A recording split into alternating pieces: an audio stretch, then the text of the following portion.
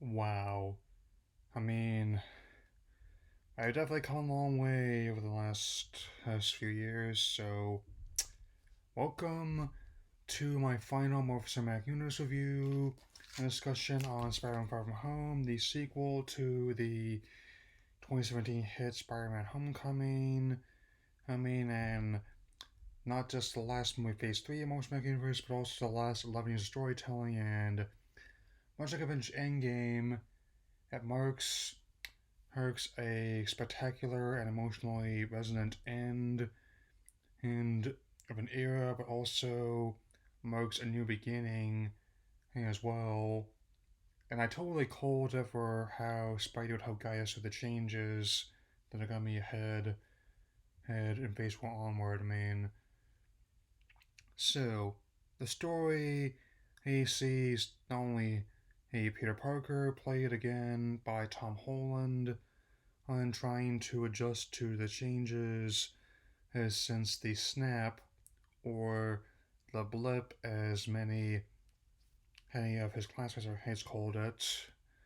It we basically everyone in the entire world and potentially other worlds are trying to adjust these changes.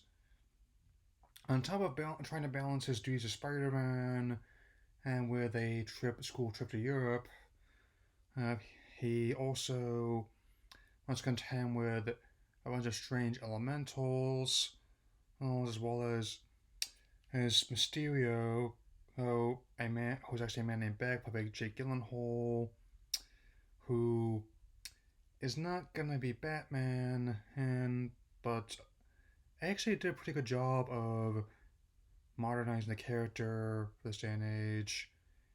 Not gonna spoil too much. Go see the movie, you know what I'm talking about. So, this film sees many, but not all, the cast and crew return from the previous movie, and I'll definitely keep things spoiler free for those who are not seen it. But it definitely manages to make the admittedly absurd concepts from the 60s material work, but also some elements more modern stories as well, including taking the story in some directions, even if you've been following the narrative from the beginning like I have, that you might not expect, and also turns other ones on their head. Again, see the movie, you know what I'm talking about. So, $160 million, which is fairly in line with the other installments in the franchise, so of course, 2 hours and 9 minutes. Definitely makes a lot of good use of its exotic locations, as well as the worldly setups. How and Michael Giacchino's score, or I think I'm noticing a lot of similarities with The Incredibles, and I won't go into exactly the detail what Mysterio's plan is, but as for just one thing, it reminds me a lot of Syndrome and The Incredibles. Basically, was when I first saw it, like the first one. You see this movie, you know what I'm talking about, and a lot of the turning characters are still really fun, like Favreau as Happy Hogan, and Samuel Jackson and Colby Smulders as Fury and Hell, respectively. He, especially, I'm also still like Ned as like the goofball who's basically like Peter's bestie and wants to who try and woo who's some foreign and ladies in Europe, but at the end of the day, Peter's heart still really belongs to Mary Jane, who I think Zendaya is still one of my favorite versions of the character they've done a long time.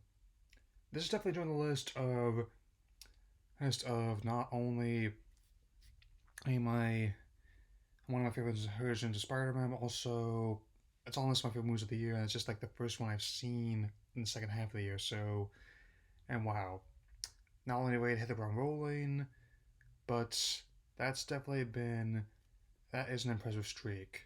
11 years of movies without having a single one I disliked. There are very few franchises or studios that can lay that claim, and I'm definitely hoping that whatever that lies ahead of Phase 4 onward, they can keep this up.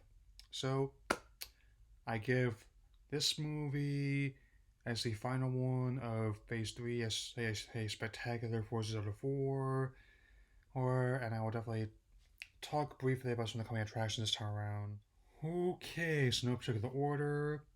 The Lion King's looks to be a lot of fun. I have not seen this lead clip with the new cover of Can You Feel the Love Tonight, which is my favorite song from the original one. I mean, I'll probably look at the original one, Hun, from '94, before I go see it. Yeah, I mean, like I did with Aladdin. And same to like anything else I got in mind. And while I'm usually indifferent and creatively on these live action remakes until I see them, I'm usually in support of them from like a business point of view about why they're doing them at least. I mean, since it's not the first time they've tried to tackle this material, and heaven forbid it might not be the last. On that note, Midway, I was not even aware they were remaking that movie, which was another one that was one of the ones I didn't think needed to be making, since they show the original one on pretty frequently on TV Nowhere Look. I certainly didn't think Roland Emmerich was who I was just putting to do it either.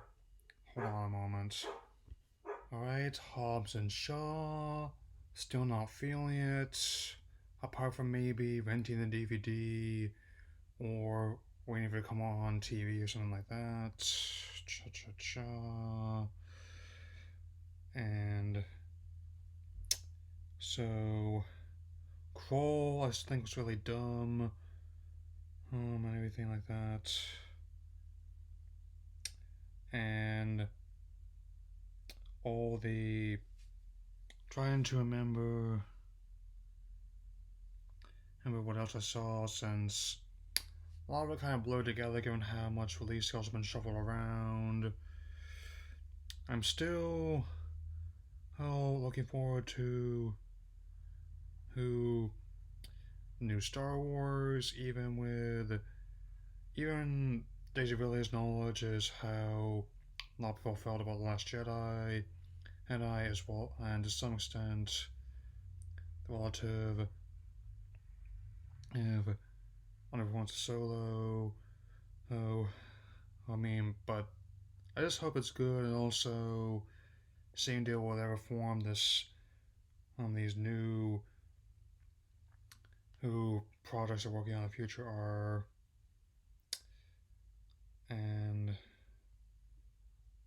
I know what you mean, but still, and I just want to make clear that even though this is going to be my last more serious review for this channel, there's still one more Spider-Man and review in the tank, so you'll probably see it later this year.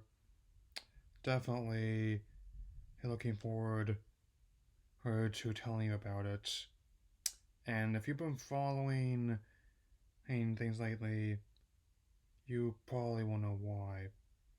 So, see you around.